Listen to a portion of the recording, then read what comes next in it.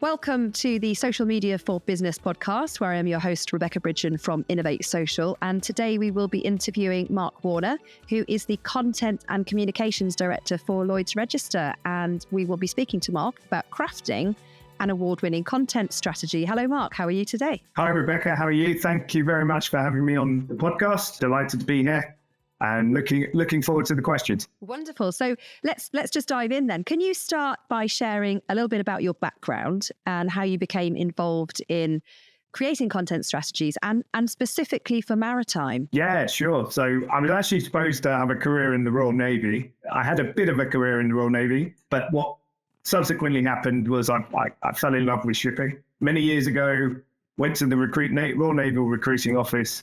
They said, you've got the A-levels to go to university. We suggest you go to university. So having thought about what I do and having a conversation with my parents, we decided that we'd go down the maritime track, maritime business, maritime law, applied to university, got into university, got accepted. The Royal Navy talked about bursaries, got down there, went in, said, I'm here. Can we talk about the bursary? And they said, we're not giving business and law degrees a bursary. We only give engineering. How about you join the Royal Naval Reserve? And that's what I did. And so I spent, in total, close to 6 years, Royal Naval Reserve. I went to sea. I spent a lot of time at sea. I was a lot of time training. I became a gunner, worked on a variety of different vessels. But whilst doing that, I did 2 degrees in shipping. So I did maritime business and maritime law.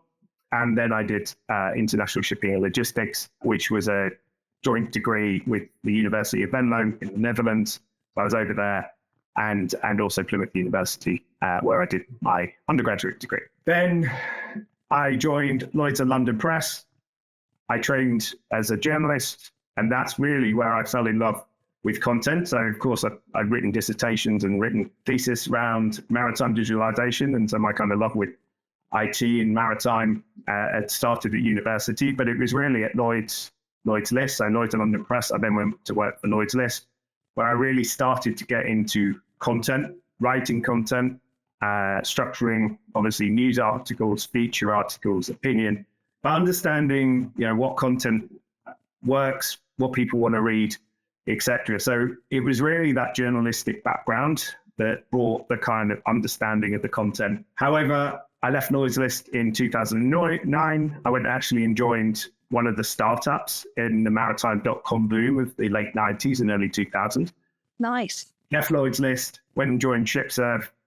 And it was at ShipServe that content grounding then moved into content marketing. Yeah. And I think you're probably aware of ShipServe. ShipServe was and still is a maritime e-procurement platform. At that time, we had a very future-looking chief marketing officer, John Watton, who was heavily involved with content marketing, with marketing automation, working with copywriting agencies. And really, his remit was to make content interesting and use that content to generate leads. So it was really at ShipServe 15, 16 years ago, where I really got that grounding in content marketing and taking my knowledge from journalism into the marketing side and using content. And since then, obviously, I went to Inmarsat, worked at Inmarsat, particularly on maritime digitalization. And it was really there where I started to learn how we can create content brand strategies. And that's something that I've taken into the job at Lloyd's Register. I'm global content communications now at Lloyd's Register. Digitalization, decarbonization are the key pillars, content themes. And what we do is create content brands that we can then associate with those various themes. So on energy transition, decarbonization, we've created a content brand around alternative fuels. We've created a content brand around retrofitting, and we've created a content brand around emissions and emissions management. And we've done the same with digital transformation as well. So that's the kind of my journey, very much steeped in learning what content hits the mark, both with customers, clients, and prospects. And you get a lot of that from feedback as well. We do a lot of feedback mechanisms. We measure customer satisfaction. We also look at communications, and particularly proactive communications, as a lever of choice for our customers. So we're constantly getting feedback and recommendations on content.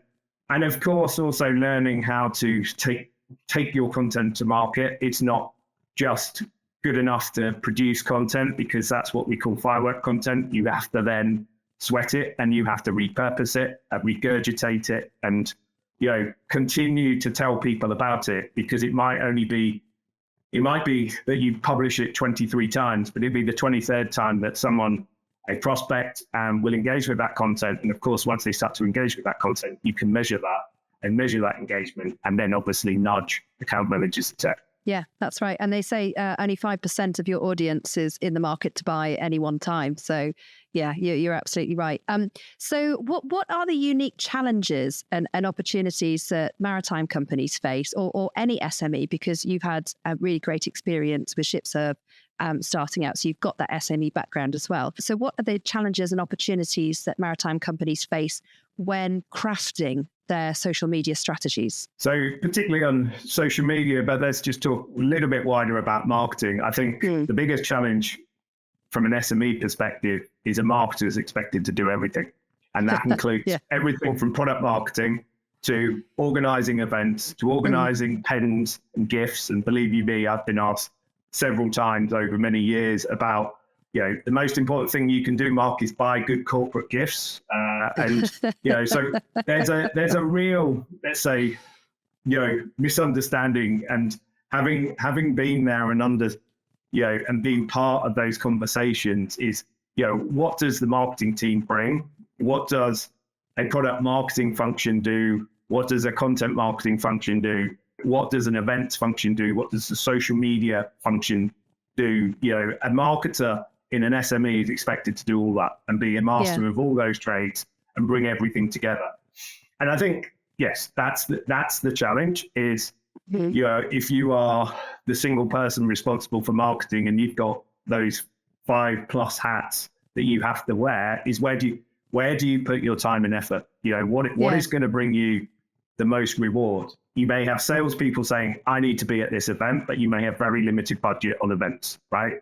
You may have social media, but of course, social media is a channel for your content, and it's really about developing a content strategy that drives not only social media, but everything you do around events, round tables, webinars, etc., reports, dare I say the term, white papers as well. So where do you focus in an SME? What's going to bring you the biggest bang for your buck? Because that's the problem, is what is marketing ROI, and really starting to kind of prioritize those levels of activities. For me, is getting your content in order. Of course, make sure that you've got your product marketing essentials, you've got a very key value proposition, you've got your features and benefits lined up. But really, it's putting content around that then drives engagement, drives interaction, and using your channels such as social media to really kind of make sure that your audience is being targeted with that content and they're engaging with that content. Yeah, absolutely. So when developing a content strategy, where do you typically start? And I know that you're talking of overall marketing as well. So where do you start out? With the customer, the prospect, right? What is their biggest challenge? What's keeping them awake at night? How can you relate to that? So I'll give you a great example. Obviously, there's huge investment decisions around alternative fuels. It's understanding which alternative fuels are going to be applicable. What are the technical issues? What's the regulatory framework? Most importantly, and of course, with a lot of customers, is how much is it going to cost me? Am I going to have stranded assets? All of those types of decisions are great content fodder, right? You can take that and you can break that down, and you don't just produce a report with all of that in, but then of course you break it up. And you say, okay, let's go and look at the techno-economic decisions of using insert alternative fuel here, methanol, LNG, et cetera, et cetera. So always starting with those customer challenge and pain points. And that's where being close to, whether you've got CX team or whether it's your sales teams, is understanding what are the key challenges. Sales teams in the past sometimes are reluctant to divulge that information. They're sometimes reluctant to put you in front of the customers and ask that information. They're very protective of those accounts. And so once, it's kind of breaking down that, making sure that the salespeople understand exactly why you were asking those questions and what you want to do. And I think then it's, once you've got that, then you can see the themes emerging. And then, of course, it's making sure that you're developing, and just like a product, developing unique and differentiated content, right? Yeah, there's been millions of words written on alternative fuels, but how do we make that unique? How do we bring a voice in that no one has heard and they want to hear? How do we solve a challenge that they've got? And that doesn't necessarily need to be words, right? You can develop tools, you can bring engagement in other ways, rather than just, I've got to do a report. I've got to have a PDF report because everybody else is doing it. It doesn't have to be that. The more you can engage, the more you measure and engage clients around what they actually need, and the more you're educating them and informing them, the more likely they will end up as revenue and sales. Yeah, and it's positioning yourself as the expert effectively, isn't it? By doing that, that's showing you fully understand the pain points from many different angles. So what makes great content in the maritime? I know you've mentioned begrudgingly white papers. I know that's not a love of yours, but what makes content in the maritime industry stand out on social media specifically, not just all the other channels? Because there's a lot of companies that will be listening to this podcast that will be exploring how to amplify their content marketing messages on social media. So in your experience, what stands out well on social media? So that it isn't just another report, right? That's the key for me. And giving it its own brand. I think that just putting a picture in the front cover and a PDF, yes, you're going to get some downloads, but having a brand where people recognize it, create a brand around that content, have it so it's not just research and copying words, but it's actually, there's a tool associated with it. People can play with it. They kind of see it wherever they go. We've luckily been very good at advertising our content, not just across the trade media, but at every event we go to. We kind of do live sessions at those events as well.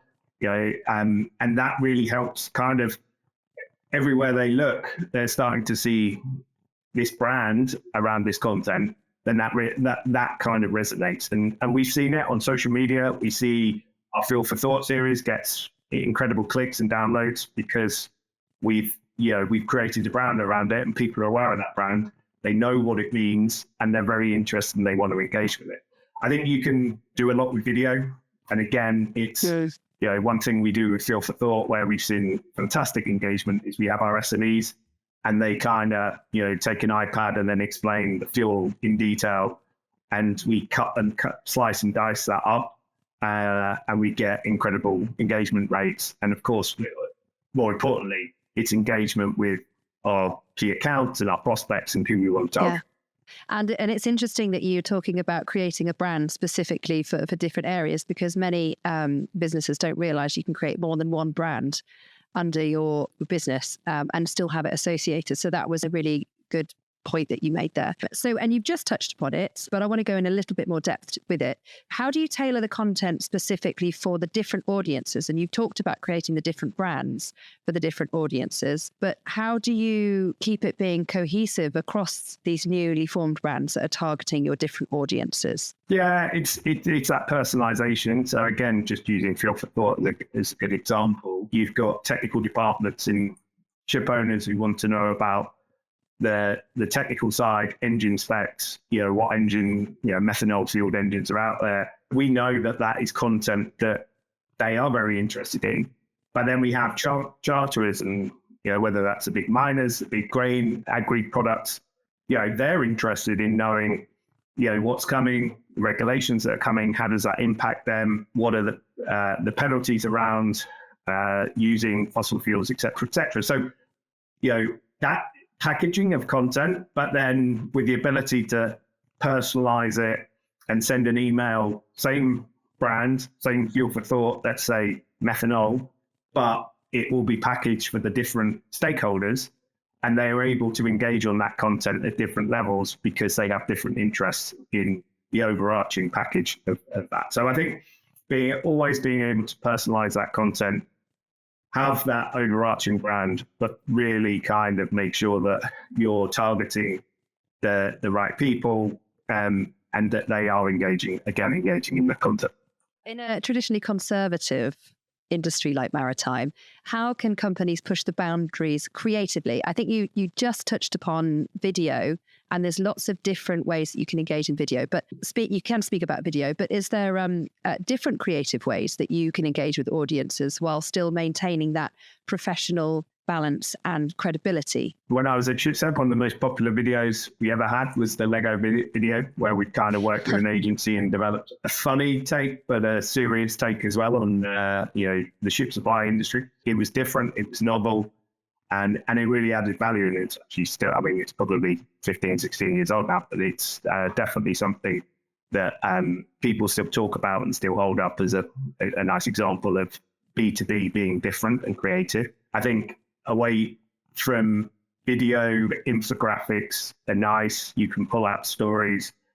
Microsites as well. So Global Maritime Trends was one of the projects, obviously, that we've done in collaboration with Lloyd's Register Foundation. We've seen high levels of engagement with interactive visuals, where you're able to kind of move things around, scroll things, see bite-sized nuggets of information appearing on the screen. So using interactivity is definitely something which I would encourage. Of course, it costs more to do that, but you do see far higher levels of engagement with it. How do you balance between the two in a practical? If you were to practically give advice to somebody who is looking at giving information types ranging from informative, educational to engaging or entertaining, how would you balance it out? Would you consider a 50% to 30% scale, or is it just an as and when, or feeling intuitively when it's the right time? How would you go about that? Ultimately, it's the brand, both the content brand and your overarching company brand. You need, as you rightly said, 5%, they're only in buying mode 5% of the time. But they need to know for the 95% of the time that you're there, you can educate, you can inform, and ultimately you have products and services that they will require when they come into that 5% range. So I always think that you've got to be developing that brand, whether it's content or company. And there's a balance between the lighter tone of voice and serious tone of voice in terms of, nice, shiny video with lots of interactivity, and there's a report here, come and have a look at this because you'll be interested in X, Y, and Z. And I wouldn't say you can break that straight down into, 25% here, 25% there, but I think you've got to use the variety, because if you're just putting report after report after report, you're turning people off. You've got to look at other ways of doing it. You've got to kind of be interactive in doing it. And that's where spending money on visuals, really compelling visuals. Nobody wants to see another stock ship image, but people want to see people. They want to see something with your logo, which is unique to you. They want to hear from actual people and what they do. I always find that specialists, particularly world-leading specialists, we're lucky at LR, we've got world-leading specialists across a variety of different disciplines. Putting them in front and giving them that human nature and spending a little bit of money on the production quality really does hit the mark. And it's that people want to see that. They know that. Of course, you buy from people. You don't buy from machines. You're kind of that trusted element is fine. So we were talking about measuring success, and once a content strategy is in place, what are the most important metrics to track? That's a very good question, because obviously when marketers look at metrics, there's always how many downloads, how many clicks, where do they go, how many form fills do we have, all of those types of things. I think really it's about how does that relate to business outcomes. Of course, not all interaction engagement is going to lead directly down the funnel, but I think certainly you can measure who's engaging with my content, why are they engaging with my content, what happens next. If someone downloads a report or watches a video around, say, nuclear in the maritime industry, and they are what we would deem as a strategic key account, what happens next? How do you follow up? How do you kind of make sure that is attributable as well? because that's important, and that's something that doesn't necessarily happen in a lot in the maritime industry, because obviously you might not have the tools, but it's really those metrics, because if you've got a 70-80% key account engagement, then that's obviously going to change attitudes. And what's interesting, and certainly, we've spent a lot of time on metrics, and I'm sure other marketers in the maritime industry have as well, is that you can start to see the difference that content makes, and across multiple channels, including social media. But customers are 4 or 5 times likely to buy if they're engaging with a certain type of content, which kind of then goes with a certain type of product themselves. So that's a real proof point for us that content works, and particularly when you're making that content strategic and it's not firework content that you're just pushing out and not following up. So I think really the more you can tie it to engagement, and that engagement levels of, you actually see metrics changing the dial, and they may be high level metrics, i.e., back to that methanol example, our market share of methanol fueled vessels goes up by X, right? And so, that's that kind of the share of voice that's into engagement, that's then into real tangible metrics that can show that has happened. Now, not all of that is going to be content. There's lots of other aspects of that, but they're good indicators that your content is being engaged with and is influencing business outcomes. Yeah, I mean, I think when you're saying about key stakeholders coming through, I think you're highlighting the fact that not many companies really do consider is that it's a big team effort, actually, and you need to bring all of the metrics together to build that bigger picture to understand how to move forward. It's not just a case of, oh, here's a social media report, which and here's a marketing report at the end of every month. But actually, if you can combine those together and have a team meeting to go over those metrics, and actually somebody might spot something in those metrics that you've just come out that say the social media marketer isn't aware of. It might be somebody from the sales team, and then together you're building that bigger picture. So definitely, analytics aren't just a sort of a throwaway exercise. They're an exercise to really pin down what's working and where you're trying to grow your revenue within that, within your business outcomes, and it's a joint effort. It's just not a one person or a one marketeer band. It's actually the whole business should be invested and involved. Absolutely. I mean, don't get me wrong. And we spoke about my experience in SMEs. When you're one marketer and you've got 3 salespeople, it's a lot easier to be aligned when you're 45 marketers and 500 salespeople dotted all around the globe, right? So you can, and I did, your attribution, marketing attribution is a lot easier to do that, whether that's events, whether that's content, you can, because you only have 3 people to ask and say, how did that work for you? Have you got any leads on it? What are the inquiries coming in? What other content do they want? So a lot easier to do that as an SME, but you have to do it. And sometimes the flip side of that is those 3 people are bloody busy. You're a marketer that's doing 15 marketing functions. It's harder to have the time to do it, though. But you get more face time with those people as well. But it is in bigger, in certainly in corporates, it's making sure that the other functions understand what your priorities are, and vice versa. You understand what their priorities are, and that you all aligned to do that. There's nothing worse than seeing some fantastic piece of content go out there and leads being generated. And, we've talked about the balance of brand and demand gen. It isn't it isn't 90%. And I think the problem with digital marketing was we got so focused on demand gen that we weren't thinking brand for leadership. That seems to have flipped over a bit now, and people understand that. And you have to do both, and you have to equally budget on both. But there's nothing more frustrating as a marketer is everything's done, everything's teed up, and then those leads sit there and go cold, and nobody picks them up. Yeah, right? That is frustrating. Yeah, I've seen that, and it's not just one company. I've seen that in multiple companies. And that's where that sales enablement, sales alignment, all of those types of things to kind of address those issues is key. And I think, again, and it's just like unfair mine in the maritime industry, sometimes you have salespeople leading marketing and you think, oh, brilliant, they'll be fully aligned. And then, right, because they see things through a sales lens, they don't see content thought leadership as key, critical to that.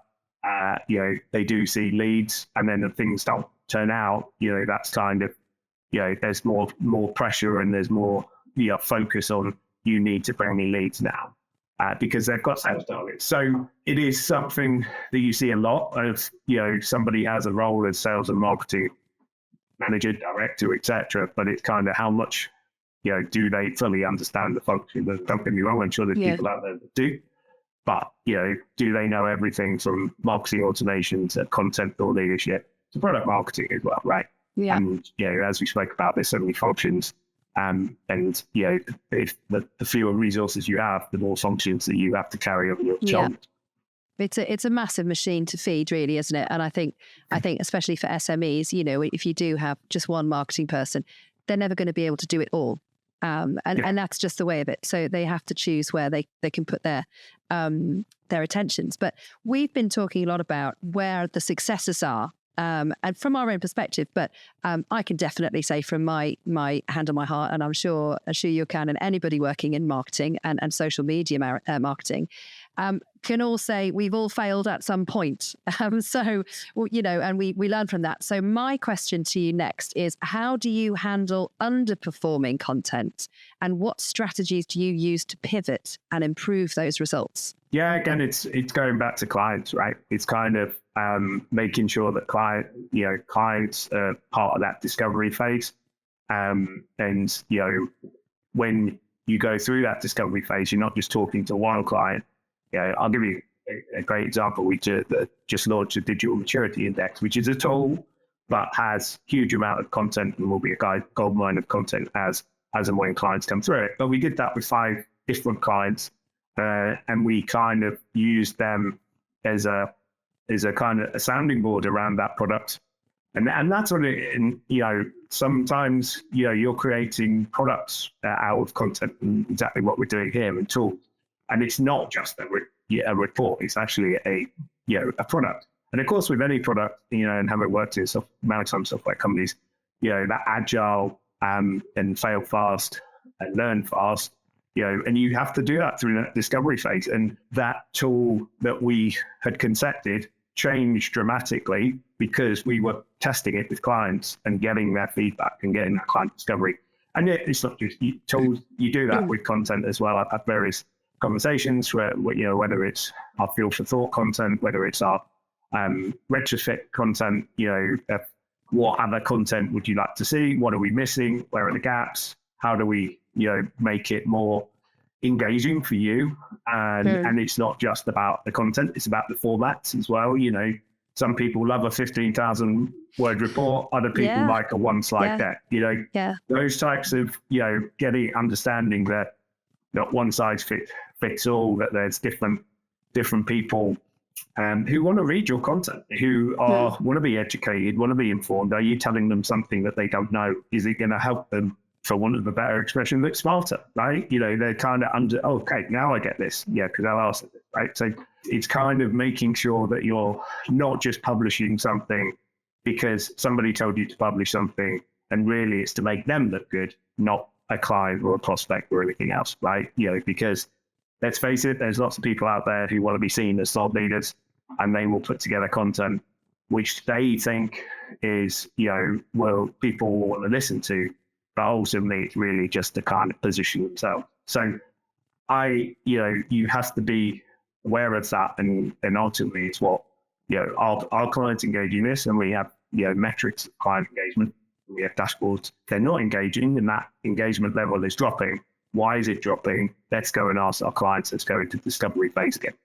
Yeah, absolutely. And I think, you just summed it up once more about the diversification of formats. I mean, when I was a teacher, that was one of the things that, was instilled in us, that you can deliver the same information, but you have to deliver it in different formats to accommodate the diversity that sits in your classroom. And it's absolutely no different to the audience that you're going to be seeing, and you can repurpose a lot of, for instance, the podcast, you can repurpose into a written format, because some people don't want to listen to a podcast. They want to just read it and scan it. And it's just personal preference, isn't it? So what advice would you give to maritime companies that want to enter industry awards for content strategy? What elements make a strategy award worthy? I think I know what you're going to say here, and you're going to revisit pretty much what you've just summed up there. But just in a nutshell, if you were going to give advice to somebody that had just approached you and asked you that question, what would you say to them? Spend time on your nomination form, right? That's